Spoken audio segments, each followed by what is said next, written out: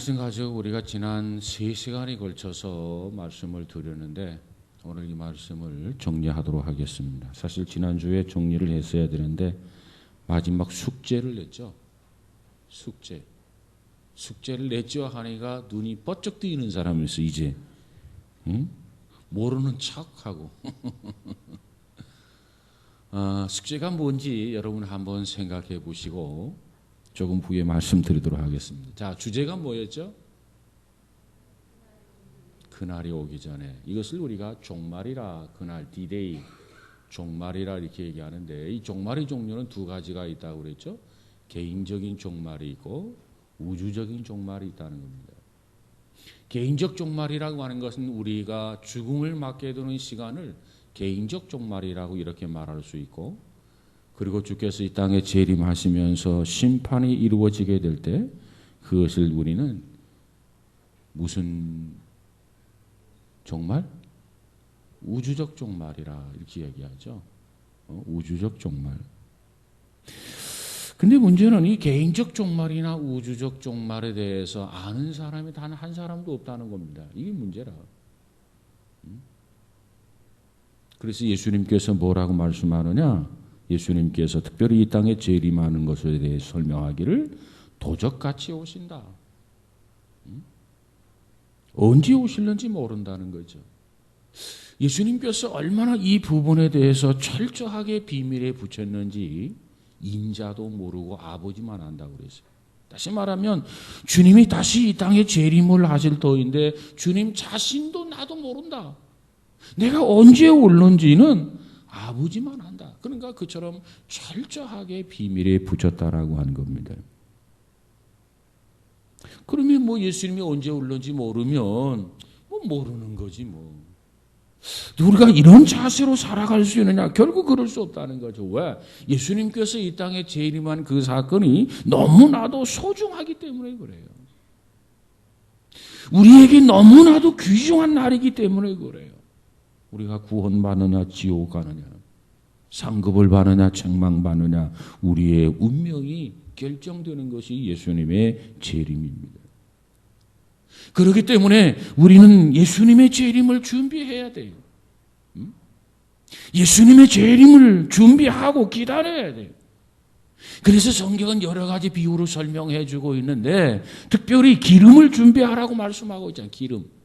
미련한 5 처녀와 지혜로운 5 처녀가 있는데 이 미련하다고 하는 것과 지혜롭다라고 하는 것이 기준이 뭐냐? 기름 준비를 하던 여인들은 지혜로운 5 처녀요. 기름 준비를 하지 않았던 5 처녀는 미련한 5 처녀라는 거예요. 기름 준비를 하라는 겁니다. 여러분, 우리 모두가 기름 준비가 되어 있나 확인해 볼 수 있기를 주의 이름으로 축복합니다. 그래서 완벽하게 유비무한, 예수님께서 언제 오신다 할지라도 주님을 맞이할 수 있는, 완벽하게 주님을 맞이할 수 있는 준비를 하고 있어요. 누가 그렇게 살아느냐? 초대교회 성도들이 그렇게 살았어요. 그래서 초대교회 성도들은 바람만 불고 태풍이 불어오면 야, 주님이 오시는가 보다. 주님 오십니까? 그랬어요. 그냥 맑은 하늘에 구름만 좀 떠도 주님 구름 타고 오십니까? 이렇게 주님을 향해서 물었어요. 그리고 성도들과 성도들이 만나게 되면 서로 스치면서 말 안 하다. 이렇게 서로 인사했어요. 그래서 이 초대교회 성도들과 초대교회의 신앙을 보면 한마디로 말하면 그 신앙을 재림신앙이다. 이렇게 우리가 규명할 수도 있습니다. 그처럼 예수님의 재림에 대해서 믿고 확신하고 준비하고 이제나 저제나 주님 오시는가, 주님의 재림을 각수고대하며 기다렸다는 거죠. 초대교회의 모습은 오늘 우리의 모습의 샘플입니다. 초대교회 성도들의 삶은 오늘 우리가 살아야 할 그런 샘플이에요. 그렇다고 한다면 우리가 본받아야 할 초대교회와 초대교회 성도들이 그처럼 살았는데, 그렇다고 한다면 오늘 우리도 정말 주님 재림을 준비를 다 하고 지금 살아가느냐? 나의 등에 기름이 가득 채워져 있느냐? 주님이 이 순간 오셔도 그저 발벗고 뛰어나가서 주 예수님 어서 오시옵소서 주님을 환영하고 영접할 수 있는 건가? 아니면 미련한 다섯 전여처럼 신앙생활을 한다고 하면서도 준비는 하나도 되어 있지 아니하고 그저 게으르고 나태하다가 주님이 오신다고 하니까 잠깐만 시간을 주십시오. 아직도 준비가 덜 됐습니다. 조금만 지체해 주십시오. 조금만 여유를 주십시오. 혹시 그럴 상태는 아닌가? 주님은 반드시 우리가 본 그대로 오신다고 그랬어요.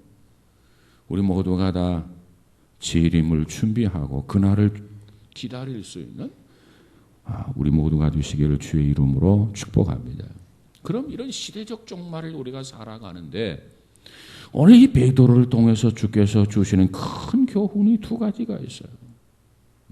종말을 살아가는, 종말을 앞두고 살아가는 우리들에게 우리들이 신앙생활을 어떻게 해야 할 것인가?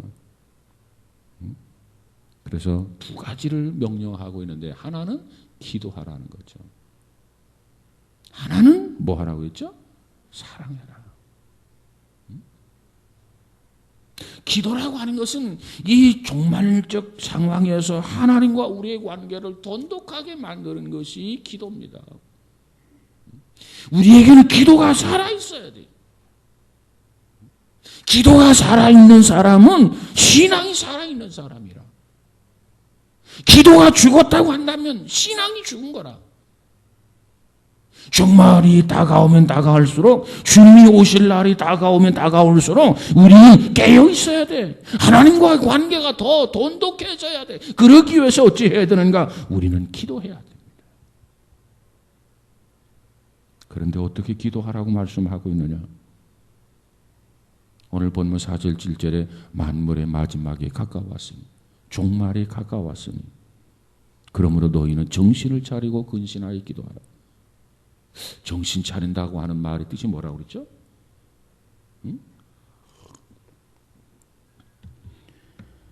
우리가 기도하면서 이 시대에 어떻게 살아야 할지 하나님 앞에 기도하면 하나님께서 어떻게 살아라 응답해 주신다는 거예요. 그래서 이 삶의 지혜를 얻기 위해서는 우리는 늘 하나님 앞에 기도해야 돼.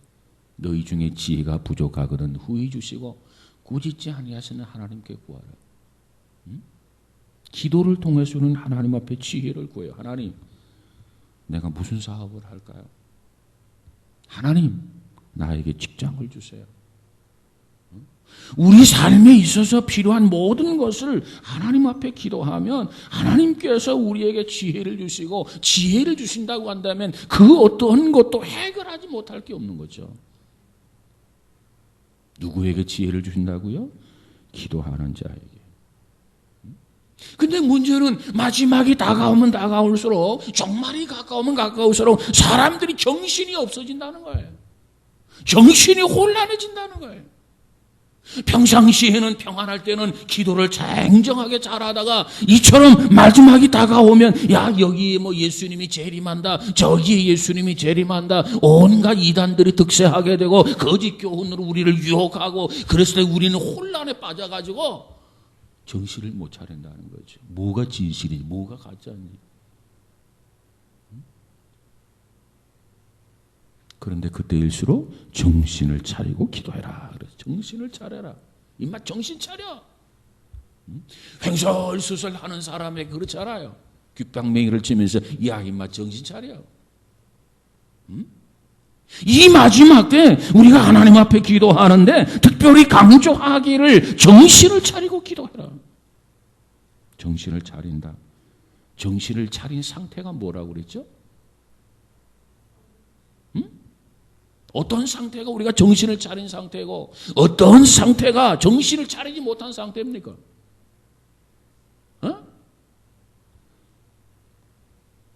다 잊어버린 거야. 알면서도 대답 안 하는 거야. 정신을 차린 상태가 어떤 상태라고 그랬어요? 무엇이 옳고 그르고 소중하고 덜 소중하고 가치 있고 무가치한가 그것을 분별할 수 있는 상태, 이것이 정신 차린 상태예요. 근데 오늘 많은 사람들이 무엇이 옳은지 그른지를 잘 몰라. 그저 돈의 가치로만 모든 것을 판단하고 분별하는 사람들이 너무나도 많아. 많은 사람들이 제정신이 아니야. 정신이 혼미해져 있단 말이에요. 앞으로 더 할 겁니다. 왜? 성경이 그렇게 말해주고 있어요. 여러분, 아무리 바쁜 일정 속에서도 바쁘다고 하는 것이 정당화되어서는 안 돼. 정말 소중한 것을 위해서 바쁜지, 그저 소중하지 아니한 것을 위해서 매일매일 시간을 허비하고 있는 건 아닌지, 정말 가치 있고 정말 귀한 것을 위해서 내가 시간을 투자하고 있는 건지. 기도하는 사람에게는 삶의 우선순위가 정해집니다. 하나님이 지혜를 주셔서 우선순위를 정하게 돼요. 기도하지 않는 사람은 뒤죽박죽 살아갑니다. 무계획적으로 살아가요. 기도하는 사람은 이 말세의 종말을 앞에 둔 우리가 어떻게 살아야 할 것인가, 그리고 어떻게 살다가 어떻게 죽을 것인가. 기도하는 사람에게는 하나님이 답을 주세요. 그렇기 때문에 기도해야 돼요. 정신을 차리고 기도해야 돼요. 참 우리 모두가 이와 같이 정신을 차리고 기도할 수 있기를 주의 이름으로 축복합니다. 저는 정신을 차리고 이 말을 생각을 하면서 이런 생각을 해봤어요. 어린이 자영농원이나 서울대공원에 가면 88열차, 청룡열차라는 게 있어요. 그죠? 몰라? 있죠? 그거 한번 타보셨어요? 그거 타면 정말 정신이 없어. 근데 그런 가운데서도 분별력이 있어요. 분별을 잃지 말아야 돼. 그게 정신 사린 상태가 아닌가 그렇게 생각해봐요. 근데 한 번 타면 두 번 타기도 쉬워져요. 두 번 타면 세 번 타기가 더 쉽고. 여러분 겁먹지 말고 한번 타보세요. 괜찮아요. 타볼만 해요. 돈이 들어서 그렇지. 자, 그 다음에 두 번째 명령이 있었다고 그랬죠? 지난 시간에 살펴본 명령. 이 종말론적 신앙에 있어서 두 번째 명령이 어떻게 하라고요? 사랑하라. 사랑해라. 근데 여기에 보니까 사랑하라. 그냥 단순히 사랑하라고 말하지 아니하고 무엇보다도 뜨겁게 그 어떤 것과 비교하잖아요. 무엇보다도 뜨겁게, 소중하게, 으뜸되게 서로 사랑할지니라 그랬어요. 왜? 이 말세적인 현상은요, 삶 속에 사랑이 쭉 빠져버린 거예요. 가족 관계에서도 사랑이 빠져버리고, 부모 자식 관계에서 사랑이 빠져버리고, 그러니까 사람들이 얼마나 상박해지는지 몰라요. 이게 말세적인 현상입니다. 그런데 성경은 우리 신앙인들에게 말하기를 그런 사회적 환경 속에서도 문화 속에서도 그러나 그 어떤 것보다도 뜨겁게 사랑하라. 그런데 사랑하는데 서로 사랑해라. 서로. 일방적 사랑이 아니라 같이 사랑하라는 거죠. 말세는 사랑이 필요해요. 오늘 많은 질병이 사랑이 궁핍한 데서 생기는 질병이 아니겠습니까? 신구약 성경의 최대 명사가 뭐예요? 사랑해라. 사랑해라. 그래서 열심히 서로 사랑해라. 최선을 다해서 사랑해라. 여러분, 최선을 다해서 사랑한다? 최선을 다해서 사랑하는 것이 뭐라고 그랬어요? 100m 단거리 선수를 한번 연상해 보십시오. 출발선상에 서서 빵 총과 더불어서 스타트를 하게 되죠. 그리고 마지막 꼬린 테이프를 끊는 그 순간까지 그 보면은요 막 근육이 튀쳐나올 것 같잖아요. 근육이 막 터질 것 같잖아요. 슬로우 비전으로 보여주는 거 보면은 야 저러다가 저거 죽는 거 아닌가 이럴 정도로 최선을 다해서 마지막 테이프를 끊어요. 0.01초를 가지고 우선순위가 달라지잖아요. 여러분 서로 사랑하는데 이 마지막 때 그저 느슨하게 뭐 하고 싶으면 하고 말고 싶으면 말고 그게 아니고 오늘 성경에 보니까 뜨겁게 최선을 다하여 사랑하라는 거예요. 어떻게 하는 것이 뜨겁게 사랑하는 거고 최선을 다하는 거냐? 선수가 마지막 골인 지점에서 하는 그 모습 그대로 하는 것이 최선을 다하는 거예요. 자, 사랑을 해라. 그럼 사랑은 어떻게 하는 것이 사랑의 첫 번째 단계라고 그랬죠? 사랑의 첫 단계가 뭐라고 그랬어요? 용서하는데 용서의 첫 단계가 뭐야? 허물을 덮어주는 거예요. 사랑의 첫 단계 허물을 덮어주는 거예요. 들춰내지 않는 거예요. 근데 우리는 말로 사랑한다고 막 외치면서 뒤로는 허물을 다 들춰내요.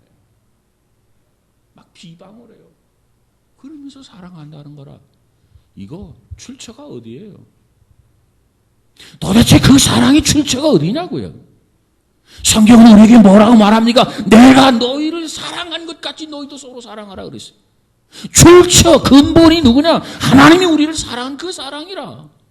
우리는 그 사랑을 가지고 서로 사랑해야 되는데 우리는 말로는 사랑하는데 실제적으로 덮어주는 것이 아니라 들춰내면서 이게 사랑 아니에요. 출처가 잘못되어 있어요.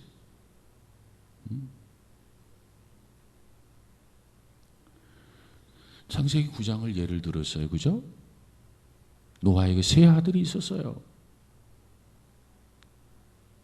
그런데 노아가 포도주를 먹고 농사가 잘 되는지 잔뜩 술이 취했어요. 인사불성이 되었어요. 빨개 벗고 잠을 잡니다.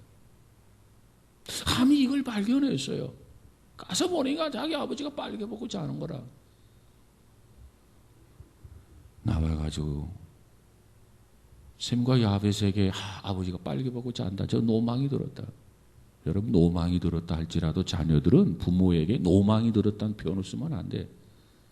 그 자체도 불효야. 응? 여러분 부모를 존경하는 사람이 노망 들었다는 표현을 쓸 수 있겠습니까? 결국 그럴 수 없어요. 자식은 그럴 수 없어요. 남은 그럴는지 모르지만은 왜 나를 낳아서 지금까지 길러주신 것이 부모님인데 그 부모에 대해서 노망 들었다는 말이 어떻게 나옵니까?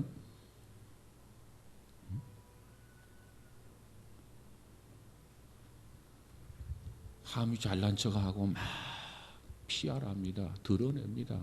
광고합니다. 떠들어댑니다.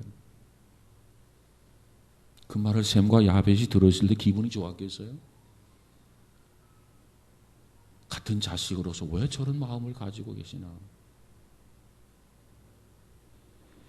그리고 셈과 야벳은 뒷걸음질해서 아버지의 수치를 가려주잖아요. 그런데 그걸로 끝난 게 아닙니다. 셈은 저주를 받고 함은 저주를 받고 셈과 야벳은 축복을 받잖아요. 왜? 축복받을 일을 해야 축복을 받는 거라.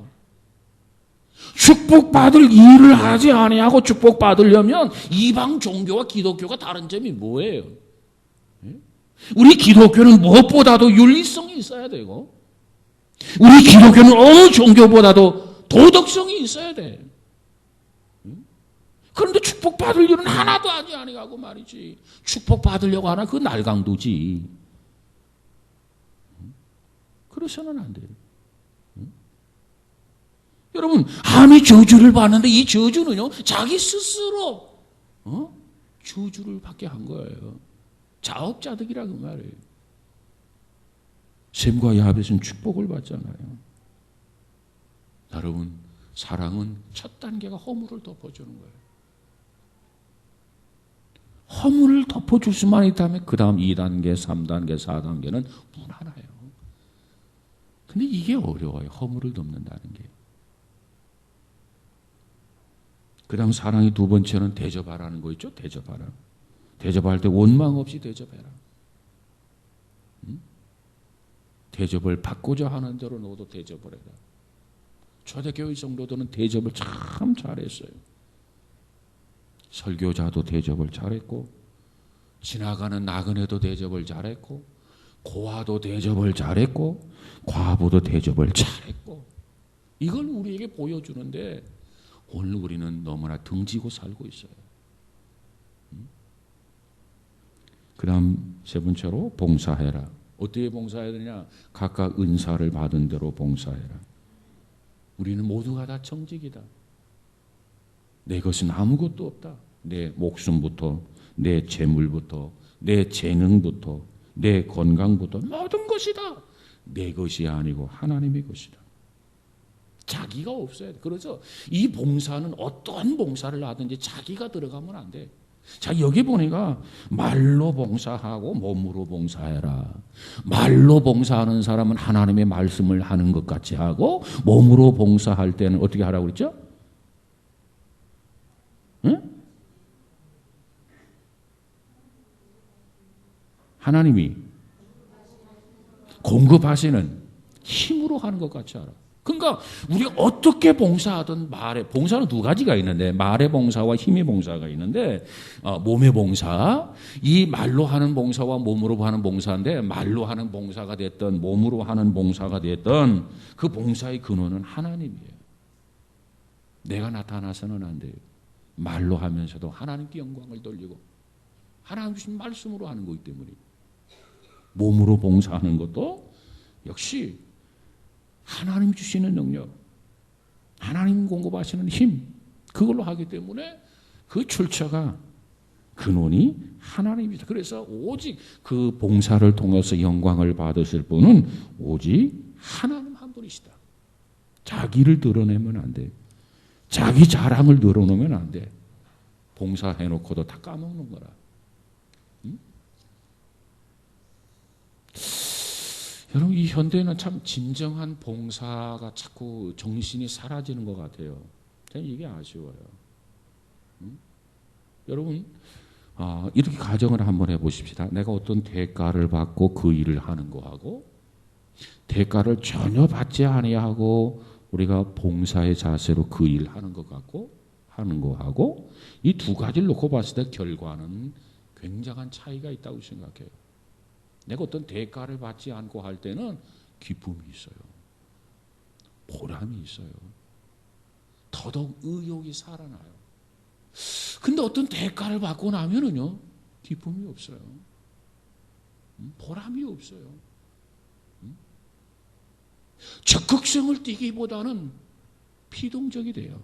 소극적이 된단 말이에요. 여러분, 우리가 어쩔 수 없이 대가를 받고 왜? 사람이 목구멍이 포도청이라. 그렇기 때문에 어쩔 수 없이 대가를 받아야 되지만 사실 대가를 받으며 하는 게 좋은 게 아니야.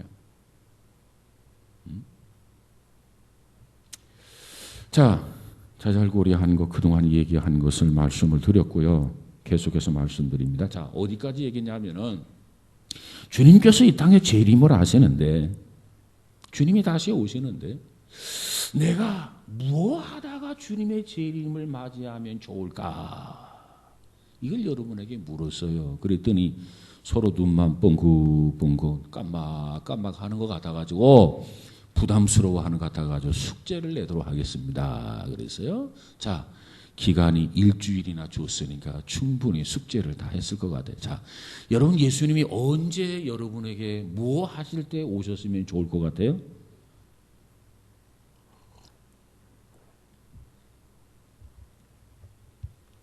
더 기다려봐야 돼? 응? 새벽? 예배 드릴 때, 예배 드릴 때. 참 휴가철이라 많은 사람들이 휴가를 갔는데, 예배를 드릴 때 주님이 오셨으면, 주님 맞았으면 좋겠다. 또, 기도할 때, 기도할 때 주님이 오셨으면 좋겠다. 또, 이래도 좋고 저래도 좋고 그래?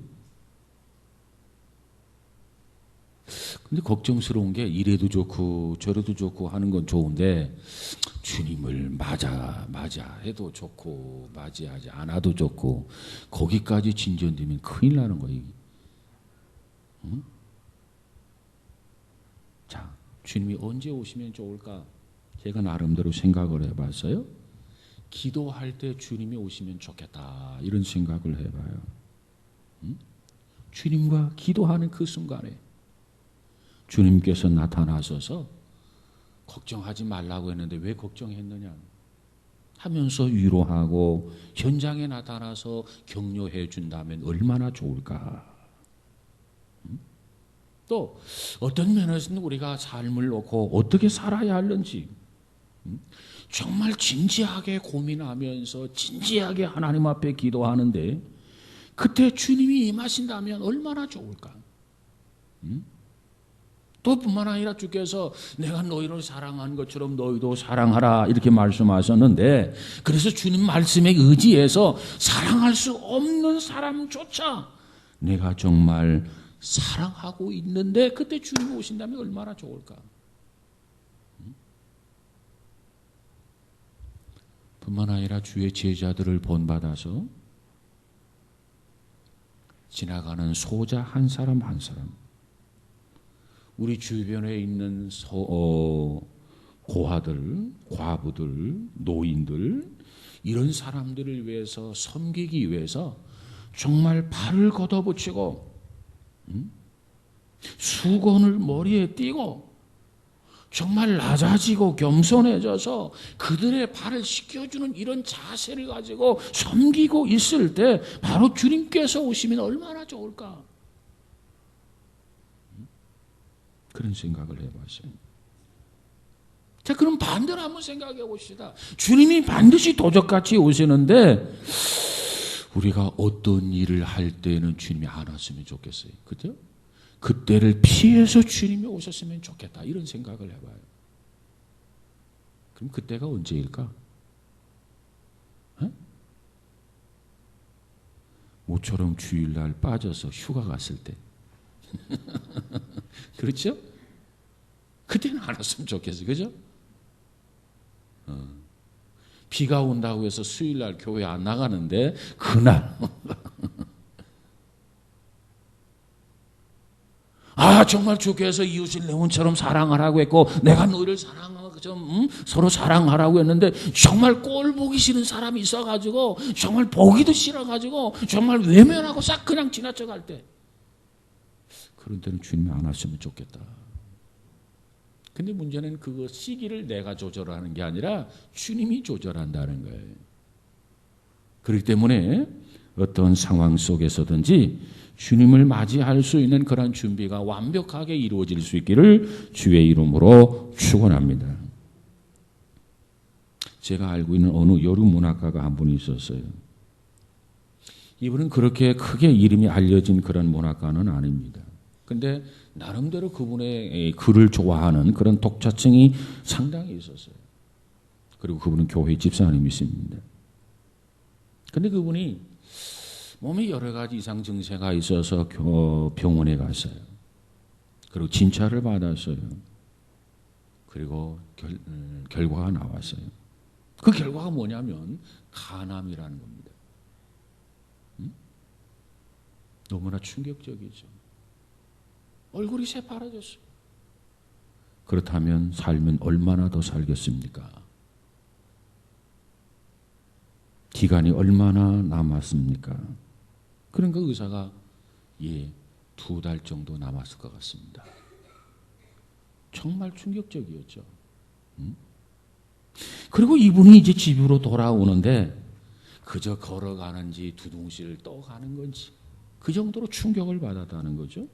그러면서 고심 끝에 신앙은 있으니까 고심 끝에 그렇다면 내가 2달 동안을 무엇을 해야 할 것인가?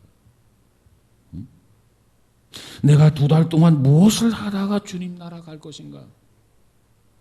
내 생명의 연한이 2달밖에 남지 않았다는데 이 2달이라고 하는 시간을 어떻게 보내야 할 것인가?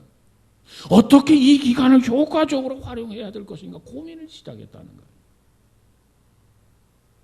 고민을 하다가 우선 하나님 앞에 기도해보자. 그래서 그가 엎드려서 하나님 앞에 기도합니다. 하나님, 제 인생이 남아있는 기간이 2달이라고 하는데 이 2달 동안 어떻게 살면 좋겠습니까? 하나님 앞에 기도합니다. 그랬더니 기도하는 중에 어떤 마음이 생각이 드냐면은 자기 마음 속에 지금까지 사랑하지 못했던 사람들, 내가 충분히 사랑할 수 있는데 왜 사랑하지 못했을까?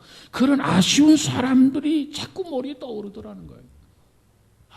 내가 그들을 사랑해야 되는데 사랑하지를 못했구나. 그래서 사랑하지 못한 것이 후회가 되더라는 겁니다.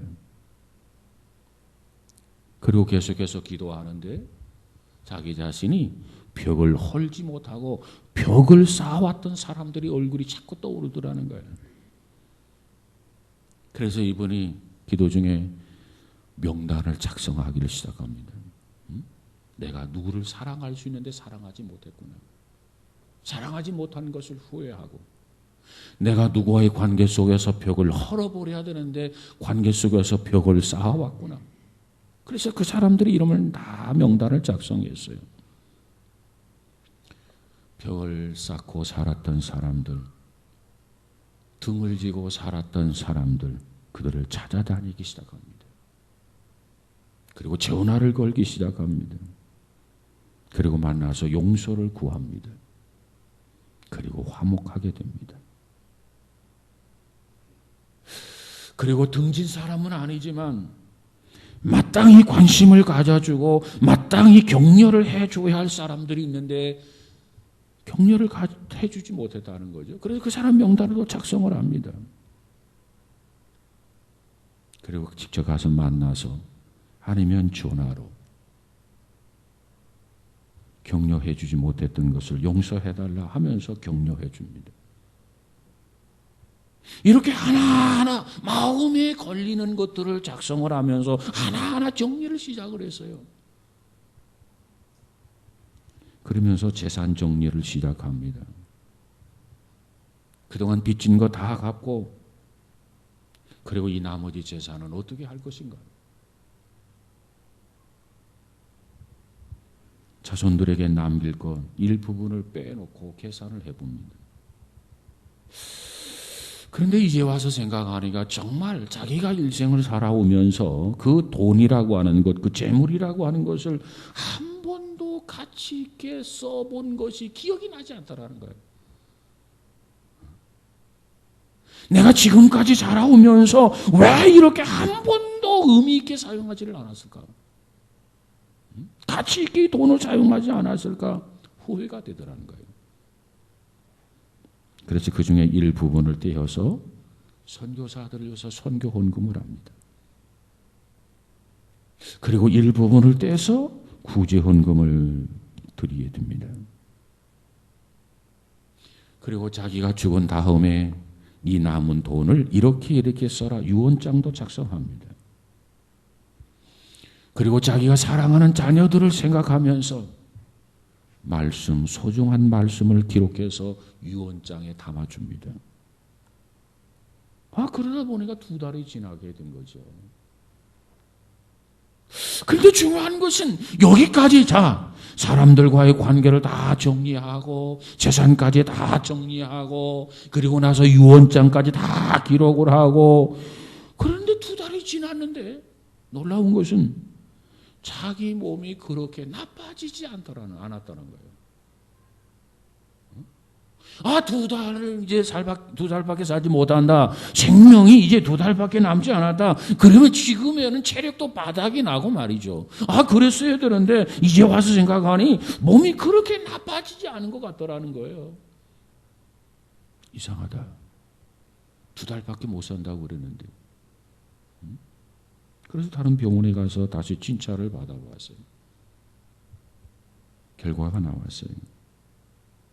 간암이 아니라는 거예요.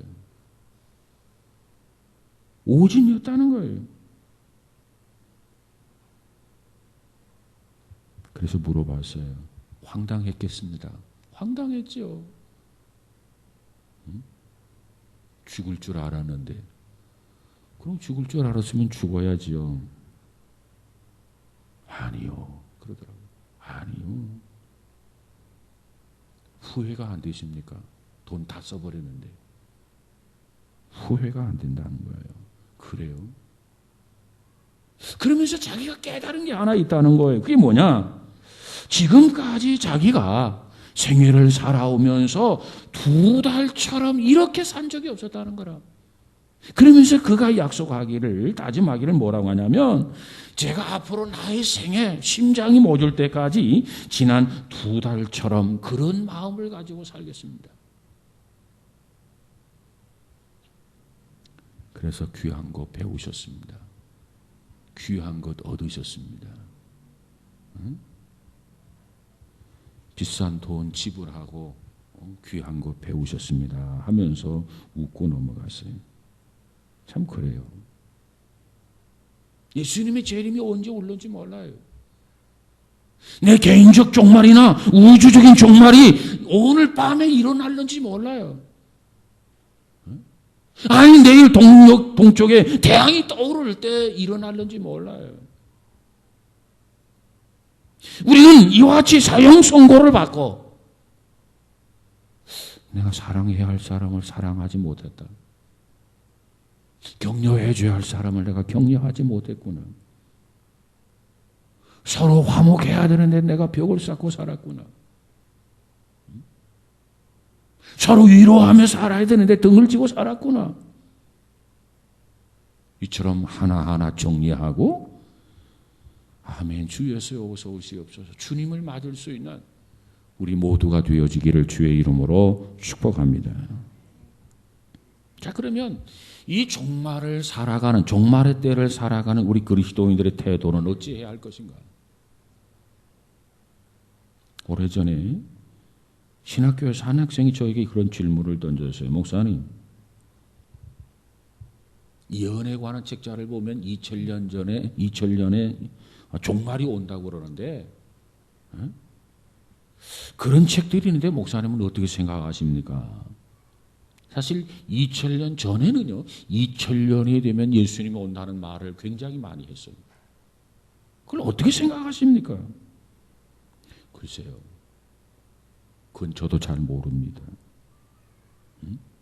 그런데 만약에 그것이 사실이라면 앞으로 얼마가 남았나요? 계산해 보니까 정말 몇 년 안 남았어요. 여러분, 설령 그날이 마지막 날이라 할지라도 우리 앞에 마지막이 가까워오고 있다 할지라도 우리는 남은 시간을 어떻게 살아야 할 것인가를 계획을 세워야 돼요. 내 인생에 남아있는 시간, 그 몇 시간, 내 인생에 남아있는 그 몇 개월, 그 내 인생에 남아있는 그 몇 년, 그 기간을 어떻게 살아야 할 것인가, 무엇하며 주님 앞에 일하다가 갈 것인가, 우리는 계획을 세워야 된다 그 말이에요.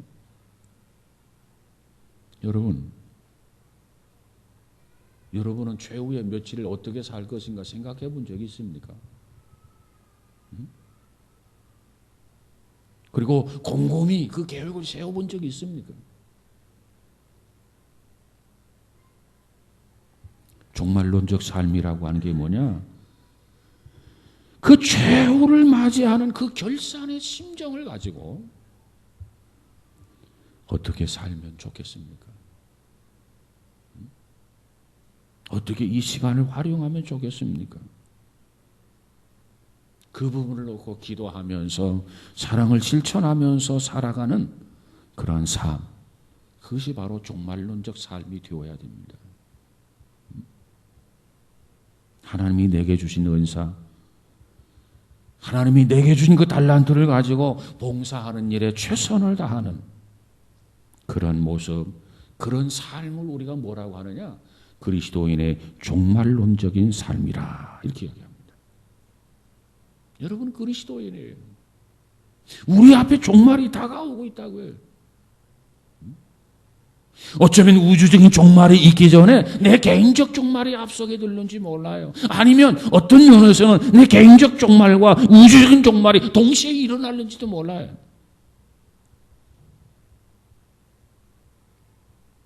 그때를 바라보면서 여러분 어떻게 살아가시겠습니까? 그 종말을 어떻게 여러분 준비하시겠습니까? 하루하루 성실하게 살아가는 사람만이 그 종말론적 삶을 바르게 살아갈 수 있으리라고 믿습니다. 금년이 2013년, 벌써 8월도 다가고 이제 9, 10, 11, 12 몇 달 남지 않았어요. 금년 2013년 이 남은 기간을 여러분은 어떻게 사시겠습니까? 1년이 그렇게 길지 않아요. 보니까 너무 빨리 가는 것 같아요. 그러다 보니까 10년도 너무 빨리 가는 것 같아요. 저는 종종 내가 몇 살이든가 생각해 보면서 내 나이를 인정을 안 해요. 내가 벌써 그렇게 나이가 그렇게 됐나? 내가 54년생이니까 어떻게 몇 살이에요? 60이야 60. 기가 막혀요. 기가 막혀. 받아들이고 싶지가 않아.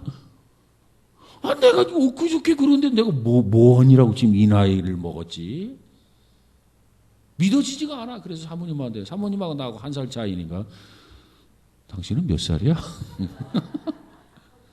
내가 내 자신이 믿어지지 않으니까 기가 막혀요.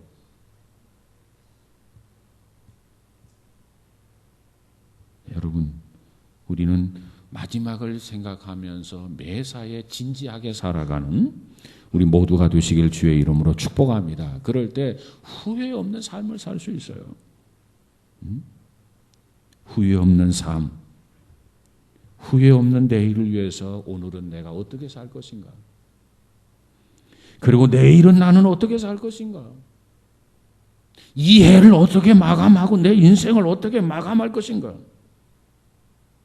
하나님 앞에 기도하면서 여러분 하나님 앞에 결단할 수 있는 우리 모두가 되시기를 주의 이름으로 축원합니다. 종말은 부인한다고 해서 피해가는 거 아니에요. 아무리 부인해도 종말은 다가오고 있어요.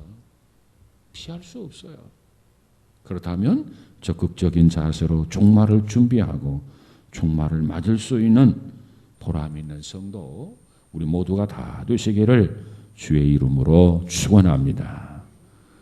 나의 짧은 남은 생에 하나님 앞에 봉사도 하고 헌신도 하고 주의 일을 잘 감당해서 정말 보람 있는 인생, 후회함이 없는 인생, 정말 주님 앞에 상급받고 칭찬받을 수 있는 우리 모두가 다 되시기를 주의 이름으로 축복합니다.